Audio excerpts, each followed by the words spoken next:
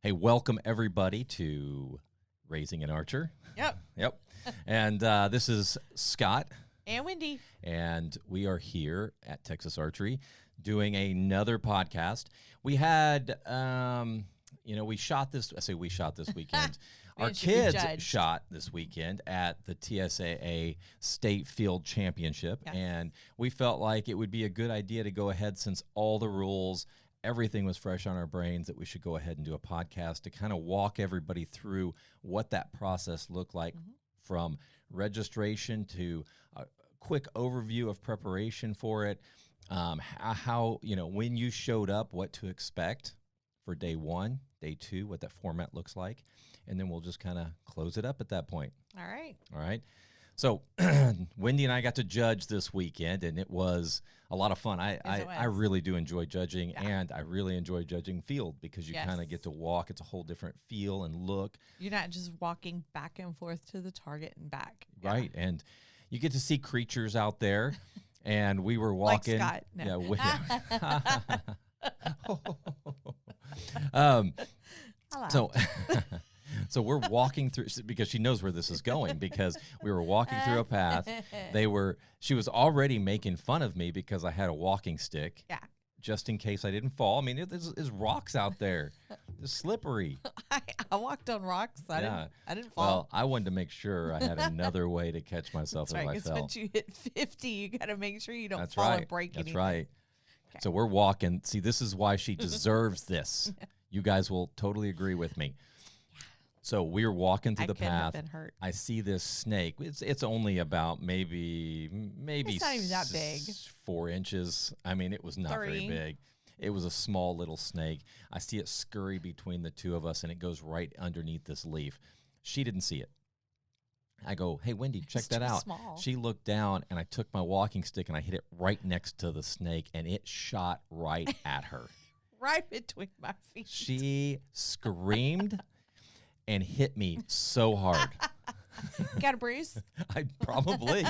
Yeah. And he was like, "Would you bump into something?" Nope. Wendi hit me again. Better be glad I didn't knock you out. Right. So with that said, let's go ahead and just jump right in. This is a USA Archery event, so it does require you to have a USA Archery membership. Registration can be through USA Archery Sports 80.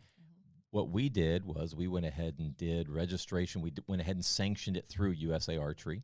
When I say we, TSAA.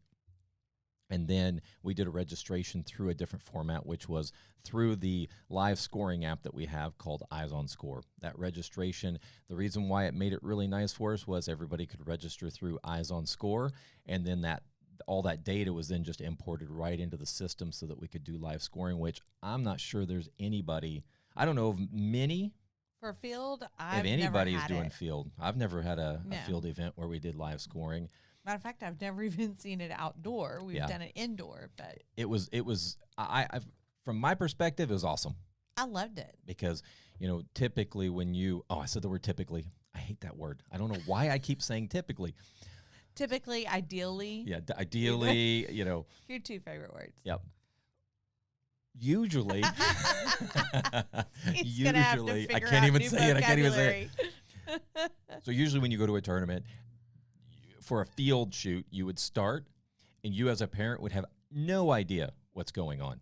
Yeah. Even if you were walking with your child, you have no idea what's going on. With live scoring, it was on how the live scoring worked for this event was there was a group of 4 people. One of them would have live scoring, so we would enable their device, so there's their a group phone. Of 4 archers. 4 archers, yes. Mm-hmm. It would send a text to them with the link to download the app from the App Store and a security code. So it would be the email address, security code, and then that phone would be linked for live scoring. They could enter the scores, and then we could see, as parents, as coaches, see exactly what's going on and see where everybody was as the tournament was flowing. And you could hear Scott, what? What's going on? What are they doing? Yeah. So we were, main thing at first was making sure that it was working, because we are going through these valleys, and there was some spots with little to no coverage. and the app did just great. So if it does lose connection, it would download. It basically would take the numbers and stick it on the device, and then once they connected back to the internet, it would resync and it would update it. And so whenever and the one thing we did add, and I think that it worked well, is archers could pick a bail that they could start on. It didn't mean you were starting on bail 5. All it meant is that you got to pick who was on that bail with you, which on day 1, the process for TSAA field is you're allowed to shoot with whoever you want on day 1. Yeah. So your first day of state, it's just kind of who are you going to shoot with today? Yeah. And that kind of thing. And then day 2, they would group you together with your division and class. Right. So the top 4 would get to shoot together, and then the next ones, and so on and so on. So what to expect when we show up on day 1? So you're registered, you're ready to go, you drive all the way out there, you get out there the night before, which you could practice until 6 p.m. on the night before. So if you got there early, you could do a little bit of practice. Not on the field course. They had targets out there just right in front. Range. Yeah, a range from different distances with the right size targets and everything. And so you get there, you get some rest that night, and then you show up. What to expect? What do you expect? I don't know, because you kind of like jumping. Can you not see? Can you not see? I can see, but I don't know. You missed some things. What did I miss? I haven't missed anything yet. Bow timing. There's like 5 items there. I've talked about like 50. Yeah, you did. Yeah. Like I said, you didn't follow your new script at all. Okay, so what to expect? Yes, you already talked about. You get there and you've got some practice. You can practice the night before. You can practice the morning of, and then you check in.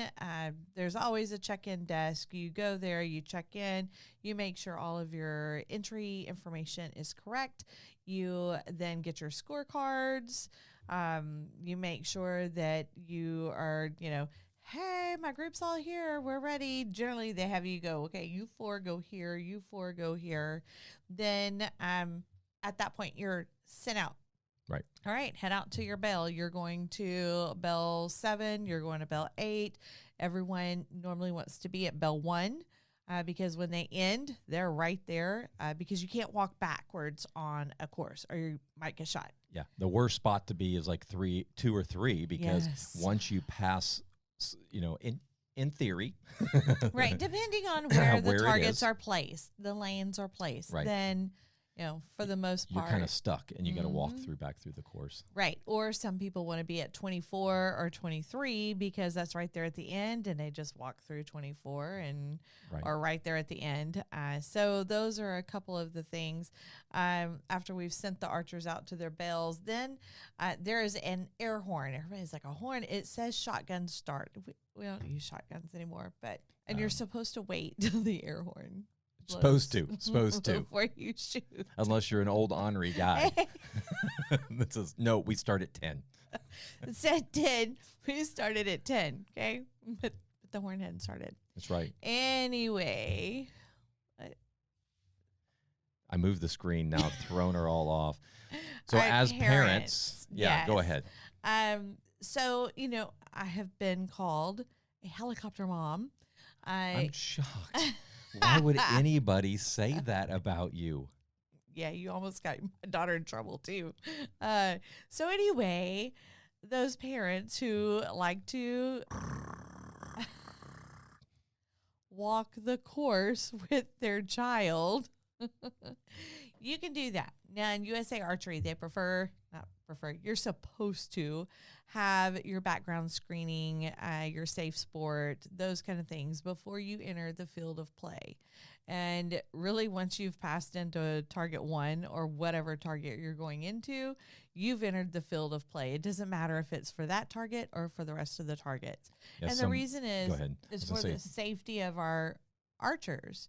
Not only just our minor archers, but, if there's a female out there and there's a male, anything. So and somebody had talked to me once and said, hey, well, why can't I do it for indoors? Well, indoors, the field of play starts at the equipment line. So as a parent, you're not allowed to pass that equipment line unless you've had a background check or a safe sports. But indoors are a little different. We don't let people just walk across the line in general. if you unless had they're an agent that's Right, going to right. pull and score from maybe a para archer. Yeah, and that's considered field of play, but in a 15 to 20 acres Yeah. course, right when you start walking toward target one, you're in You're in the field of play. So, safe sport, background check. Also, no caddying, which was really kind of tough. And it always Yeah. is tough here, or not here, but at Canyon Lake because of the terrain. Like I said, all weekend long, I kept talking about treacherous target 10. That one was difficult. Even as I'm coming back up, I was using both hands on the rail to come back up. I didn't have any equipment. However, archers have to either help other archers or they've got to figure it out on their own. There's no caddying to where, like you see in golf, Right. you know, you got a caddy that's carrying your equipment who's also helping you with your shot. That's another thing that parents are not to be coaching. And this is during the tournament we had here, and that's also TFAA state. No coaching, no spotting. Each archer can spot for the other archer.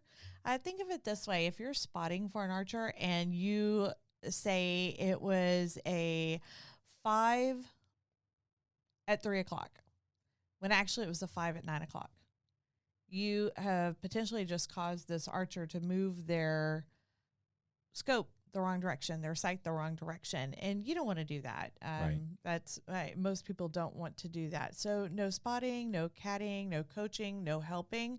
So not even for your own archer. I can't walk up to Julie and go, your shot's to the right. Do 2 clicks to the right. Nope. That's not allowed. It's not okay. It's not allowed. 2 clicks to the left. It's got to be the same playing field for everyone. And so you're giving your archer an unfair advantage by doing so. And then etiquette.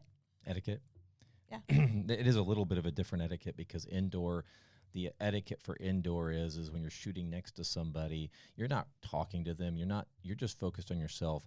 But after somebody, like you've shot your 3 arrows in USA Archery, you would just wait until the guy behind you has shot or let down, and then you can step off the line. And that's what we're talking about etiquette. It's a little different for field. Mm-hmm. Field, you have other archers are helping archers, you know, that like we talked about spotting. Some of the archers will help each other. But there are things like when you're standing on the line and you call out the other person's arrow while you guys are both shooting, not really cool unless it's helping them. By just calling out, oh, You just had a miss. that's a tough shot. Not there, and you it's, needed a 5 and you just got a 4. right. And I don't think a lot of times it's not a they're not doing it on purpose. It's just, you know, because of it's just such a moving target, and everybody are moving through targets, and everybody's calling arrows. You kind of get in this mode of you know. Mm-hmm. You just have to be aware of that. Not to try to frustrate one of the archers because they thought it was a good shot and it was a 4, Right. or if you try to mess with somebody. I don't know why field you have this tendency that like, oh, that was a 4, even though they shot a 6, and then you go, oh, ha ha ha, it's funny. Well, really, it's not that's not something we would want to encourage. We would want them to just shoot the 3 arrows. If you're gonna kid around between targets, not while they're shooting. Right. Format. I kept different- forgetting the colors, and so I'll let you call those colors out. So we've got red, blue, yellow, and white. Starting with red is the farthest out, and that's normally determined by age and what type of bow that you're shooting. And so whenever you get up to the yellow or white, and most only have the yellow, the white is more for extremely young archers and The yeoman, which not a lot of tournaments even not at the national level, but acknowledge. but at the state level, you'll see some of those, and we've talked about that before on Right. the yeomans. Yes. And so cubs are at yellow, Mm-hmm. bowmen are at yellow, and then you come on out to your older divisions. Yeah, and there's a whole chart. We have it out there on our blogs that kind of talks through the different distances for each one of the divisions and bow types because it is different. Yeah, and part of that etiquette that we were talking about is also the farther out shoots first. So that red peg is going to shoot first. Then you come on in. Right. And really, it's etiquette, but it's also smart. You're not having to walk back and forth, back and forth, back and forth. You start at that blue. Everybody walks up to the, you start at the red. Everybody walks up to the blue together. Then everyone walks up to the yellow. And then you get to walk up to the target and pull your arrows and score. Right. Instead of, okay, yellow's going to shoot and then come back. And if there's two people shooting at, let's just say red, and then one at blue and one at yellow. So the two at red would actually shoot together. Right. Unless there's a tree or something in the way, but which can happen. Which could happen. But normally they would shoot together. So if it was all four people on the same distance, A, B would shoot, and then C, D would shoot. Yeah. And that's how the format would go. Hey, Scott, how many arrows do they shoot for USA Field? They shoot 3. I kept getting them confused. I kept getting them confused because NFAA, TFAA is 4. USA is 3. I don't know why. I just jumped. There's just so many different ones. All right. And then the target. The target is so much different on the USA Field. TFAA's got blue and white, which still goes along with what they have indoor, blue and white. USA has, the rainbow of colors for indoor. You go to outdoor, it's black with a yellow center. Yep. All of your targets are black with the yellow center. And yellow is a 5 or a 6 because the X in the middle is your 6. and then all of black, but you can see these little white lines that determine the next numbers. I think there's 4 different targets, right? Sizes. I think so. There's a big one that's which is an 80 centimeter, and I think it's an 80, 60, 40. And then those birdies, I don't know what the size of those are. They're small. Whatever they are, they're small. But you're super close. So right. And when I kept asking, it's like, what do you guys, what are the worst targets to shoot at? And they're just like, those short distances with those small targets, they're tough. And they are tough. Yeah. No one liked those. Nope.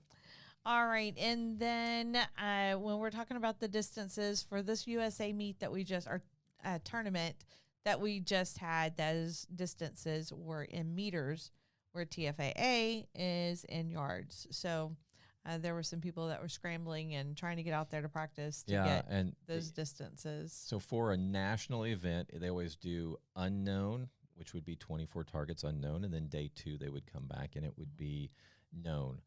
The unknown is actually a little shorter distances than the known. So, for example, the adults. No, because we do known. Right. So the distance would be, for unknown, it would be 55 meters for the adults and 60 meters for known. This weekend for TSAA, which is, and I think this would probably be typical for all other locations or states, they would allow for known. And in this case, we allowed them to do a rangefinder, and so they could do a rangefinder on all the different targets. So they could actually practice that for nationals. Yeah, there was no advantage to have a rangefinder or not. The distances were on the ground; you could see them. Day 1, the distances were down, and then day 2 they flipped them over. Mm-hmm. So if somebody wanted to see the distance, which I think majority of them looked at the distance, they would look at it and put it back down. And that way, if anybody was trying to frame or judge or not judge the distance or whatever, they were practicing. Yeah. They could practice that. Which I don't know how they do that. But also, let's see, the elevations. Like we talked about with treacherous target 10. Yeah, 10, 11, and 12 those were stout. Yes, those were stout yes. shots. We even had one archer that couldn't get it to where the stabilizer wasn't touching her whenever she was trying to go for the lower elevation, and had to take that stabilizer off to be able to shoot that target. Right, and we had talked about this because the stabilizer cannot touch you when you're shooting. And see, I didn't know that. Yeah. That was something I learned this weekend. And when you draw back and you go down and that thing pokes you in the stomach, it may It could help you. I don't know, but I don't think in that case it was so steep that she ended up. We just happened, and I guarantee you this happened to other archers. She just went ahead and took the back stabilizer off and said, And it worked for her. You know, I'm gonna have to go with it that way. I stuck around to see how that worked, and it worked for her. But I think the reason behind that is because if you rest that stabilizer on you, then you're supporting your bow, and that's not allowed for anyone other than a para archer. Right. And even then, that's if it's exactly if it's a part of their classification. Right. So the elevations, and Ryan did not like target 12. No, he did not like the that was 12. the longest target, the longest distance, and it was uphill. And that was not his friend either day. Yeah, and the funny thing is we're going back to Canyon Lake this weekend for TAC, Total Archery Challenge, and he's bringing his target bow, not for TAC, because that would be a miserable trip to hike through all those canyons and with that target bow. But we're taking it back to go shoot target 12 because he wants to know what was going on target 12. He wants to figure that out. We were thinking it could be his third axis that was causing issues because everything else seemed to be on. But when you're standing there, you're standing on a hill, you're 60 meters away. The elevation actually is sideways as it's going up because there's a creek going through the middle of it. It's a tough little target, you know. And he shot left both days. And he was like, he even told me that on day one, he's like, oh, I got 12 because I'm gonna figure it out. And then he's just like, I thought I had figured it out. I shot the exact same spot I did on day one. And then we're off somewhere else and we're looking at the scores and like, that looks like the same. We're looking at the right thing. It's like the same scores.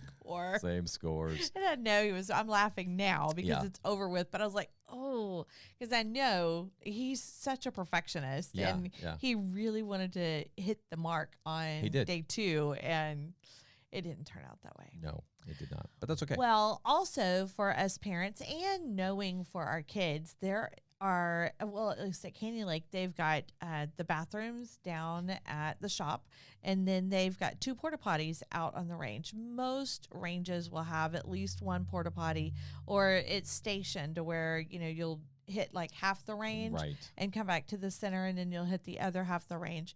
Water, most of the time water is either they've got coolers with bottled water, Gatorade, different things like that, or they've got the old-fashioned jugs with the water. I'm going to tell you a little bit, and this is another etiquette thing. Please don't do this. During the summertime, everyone gets the cooling rags. I love the cooling rags. Get the cooling rags. But don't stick it in the top of the water jug. I have been to tournaments and seen people take the lid off, stick their cooling towel in there, and put the lid back on, and everyone else is drinking that water out of the spigot. That is just, that's don't wrong. do that. Please don't do that. Yeah.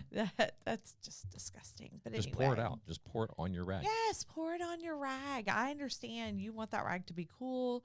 It's Texas and it's hot. Yes, it is. So you've gone through the whole course. Sorry, that was a little bit of a soapbox. That's a little her little rant for the day. I'm sure there'll be another one. Maybe. So you're done with for the day. Yeah. All the scores are in. Yes. You have 2 paper scorecards and the digital in this case. One's normally a color copy, and then one's a white copy. Right. And when you show up to a tournament, they'll give you 2 paper targets.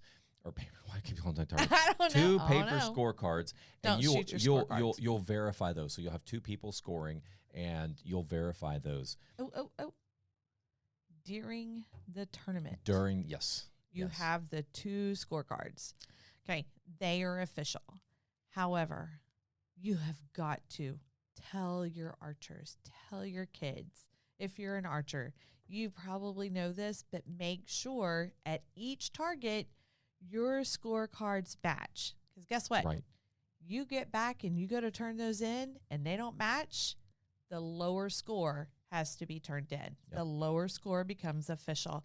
You don't want to lose those points. You don't even want to lose 1 point, because that could be championship or not. Fourth place. Yeah, not in the top 3.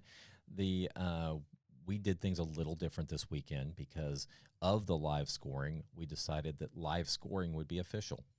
So if you walked up and your scorecards did not match what was online, you guys would go back and try to figure it out. For the most part, all of them lined up. Yeah. There was just a handful that the math was actually wrong on the paper. Yeah. The math was correct on the one online, which is great because they can Right. there's no math. Right. So whenever that adds it up for you. Yeah, you don't have to worry about getting out your calculator on your phone. I can't say enough good stuff about the live scoring, because when archers walk up, if there's no live scoring, they turn their 2 scorecards in, they check them, they're like, okay, they're good, they set them down.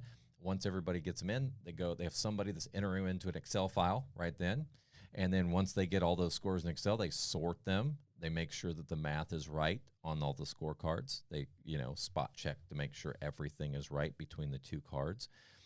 In this case, they were able to go, okay, and then the scorecards matched the paper, and it matched the online, and we were good. I was quite concerned about how that was going to work, because where we're located in Canyon Lake, we're out of city limits. We are out in the country. And what impressed me was, yes, it would go out when we would either get in a valley or, a ravine or whatever. But like you said, soon as we would come out and we would reach service, and that would just be like from one target to another. Right. It's not like we had to go 3 targets down and then receive service. But soon as service came back up, you walked a few feet and there it was. Then, like you said, it just went right back into it. Whatever you had input, it was there. Yep. Ready to go. It's great. Now we move into day 2. Mm-hmm. We've turned the scorecards in. You've went home, got a something good to night's, eat. Got something to eat, rested. Now you show up on day 2. In this case, they started an hour earlier. Right. So if you wanted to get out there and practice, you would have to show up, a little earlier than day 1. Get your hour of practice in. Kind of threw me off a little bit, but I was there on time. Yeah, we were actually there early. We were, of course we were. And Sean was sleeping in, but he was. Sean was sleeping in. and then we go ahead and do a live we do a live event. Get a little sidetracked here, but we do a live event where we grabbed a couple archers, which one of them was my son, and he was not happy about being there because he wanted to shoot. He wanted to make sure. He should have sat by you, because he was sitting beside me he was grumbling, angry. In the middle of it, he goes, or right before we were starting, because Scott gives us like a 2-minute warning. He goes, "Can we get this started?" There was 15 seconds going. It was like we were looking at it count down, and he's like, "Can we get this started?" I need to go practice. Yeah.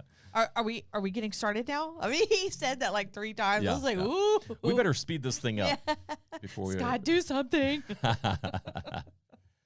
So you get there an hour early. You get a little more practice in. Just make sure that nothing Lost has changed. An hour of sleep. Anyway, it could. If something bumped, it lets you get by. Or the humidity. The humidity. weather. Yeah. The weather was absolutely beautiful this weekend, wasn't it? It was wonderful, yes. There was forecast for rain. It was a little overcast. Temperature was great. I mean, we could not have asked for a better weekend. You show up. If you are in your top 4, you're going to be grouped together with your top 4 with live with your division. With your division, yes.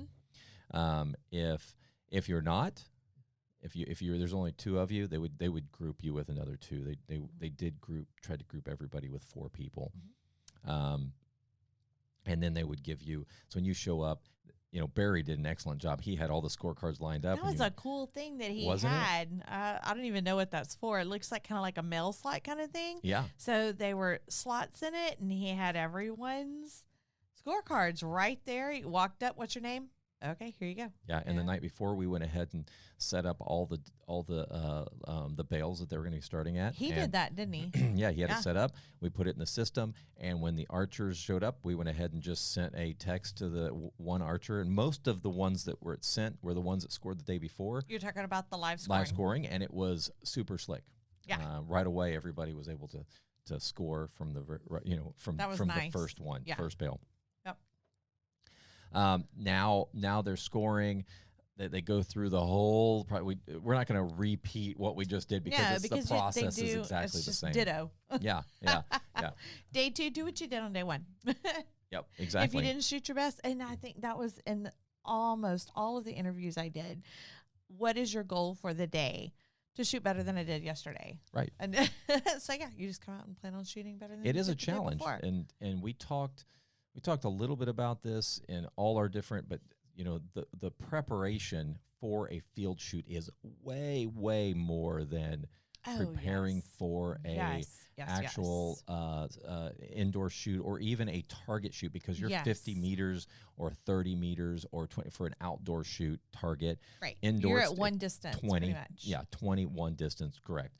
This one, you have multiple distances, multiple angles, so you have to have your first, second, and third axis on. Yes. And it is a little bit of a work. So one of our coaches struggled because his third axis was off. Joe. Yeah, because his bow fell over. Right, his bow fell over and knocked the third axis out, and with the wind. Matter of fact, Julia's bow, and Ryan says it was so weird because it lifted from the front, started to fall over, and Dakota lunged for it to keep it from falling over. That's how bad it is. You don't want a bow to fall. Yeah. And she could have had some issues. Right. And here's a pro tip. When working on your first, second, and third axis, there's a little tool by Hamsky that you can put on the bow, not the string. Some guys will try to level a bow off the string, but when you're tuning a bow and adding camline or pushing your cam to one side or the other, depending on the top hats that you use, it's not a great way of leveling your bow. So putting that little level on the riser, that allows you to level the bow. Then you take that device and put it on the first axis, which is the bar that goes up and down. That's your distance. So that's your first axis. Your second axis is the scope, making sure that the scope has the bubble right. And then the third axis, which is the most difficult to set up, is at full draw. Or you can do like me. You can bring it to the bow shop. Right. And go, and just hand guys, it to somebody. exactly. Because we talked about this before. And so that's, like you said, a lot of people put it on a string that levels the string, but it doesn't actually level the bow. And I am always afraid that I'm going to mess something up on my kid's bow. So I would much rather bring it to the shop. A professional. Yes, have a professional do it, because I am not a professional. We know you're not a professional. Okay. Well, you're a professional talker. I love to talk. She does not shut up. I love to talk. I love to drink and sweet tea. Or tea, period. I'm glad you said tea, because you're like, I love to drink. Tea. Sweet tea. I love Why tea, did you coffee. hesitate? Why did you hesitate there? I kind of I love the unsweet tea in Vegas. Y'all probably heard about that. And then let me see if you can catch on video. My eyes rolling. Okay. He wanted to do the podcast out by the lake in Canyon Lake. And I was like, the only thing that would be good for is y'all just see him disappear here. I'll just disappear out of the light. Anyway, I don't even know what I was talking about. You're talking about sweet tea. Oh yeah, sweet tea. Because I've gotten hooked on sweet tea, and I got to kind of get away from that sugar. But yeah, I love to drink tea and coffee. We know. Yeah, we got up in the morning at the hotel, and we were downstairs, and you guys were upstairs. I was say, please say you guys that were a little upstairs. differently. We were all at the same hotel. Yeah, but I come we all outside, had different rooms. Right? And I come outside. Right? Why are you still on that? Because that sounded way too weird. You're the one that loves to drink tea and coffee. Oh yeah, and tea and coffee. And a little bit more tea and coffee. So I step outside with my coffee, and your daughter goes, yeah, Wendy's going to be mad that you're drinking coffee and she's still upstairs. I'm like, well, sorry. And she did. She come up, Scott's down there drinking coffee. He's drinking Black Rifle coffee. I was drinking Black Rifle coffee. It was so good. My girl knew. Yep. So day 2, you Yeah. go through the whole. You go Yep. ahead and we're gonna go Do through it all over all again. over again, and you come Score. back and you go ahead and put your make sure you verify your scores again, verify it live scoring, and then you would turn it into Barry, and Barry would he had his phone. And they would hand him the scorecards, and he'd look at the scores on his phone. It was And like if they that. matched, he was good. And Yeah. what I thought was really good was in the past, we've had to sit there and just wait for them to calculate all the data and get all the placement right. And then they would announce come it. in and it's wrong. And we're like, here, you guys got to take that back and fix that for the most part, because they had it on that live scoring and they had their 2 cards. They came up and they already knew that it was correct. And there's a human error too. It's like if you're entering, if it's 2 pieces of paper and we're trying to enter them into an Excel file, there's some human error that can jump in. Live scoring, there was, no Kinda human knocked error. that out. Yeah, it was very easy. And so once all the scores came in for their division, they just went ahead and announced the winners, took their pick, gave their medals out, took their pictures, and they could go. I kind of missed the whole, doing The ceremony of it. Yeah, an award ceremony. I didn't like the way it was done at TSAA indoor state and then outdoor. I like it because but- it is a fast way of getting through it. But you do miss, you kind of miss your friends if you're going to Yeah. be there for them. And you kind of I miss, can see that. cheering them on and everything.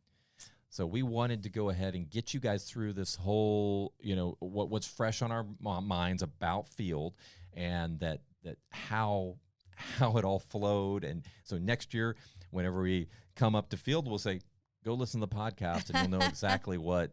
I'm sure I'll find more to talk about. I am sure you will. But I just want to thank you guys for listening in, and we will catch you guys at the next target. How do you like that for a way of saying goodbye? We'll catch you at the next target. Okay. You like that? Or that's all for this episode of Raising an Archer. Thanks, guys.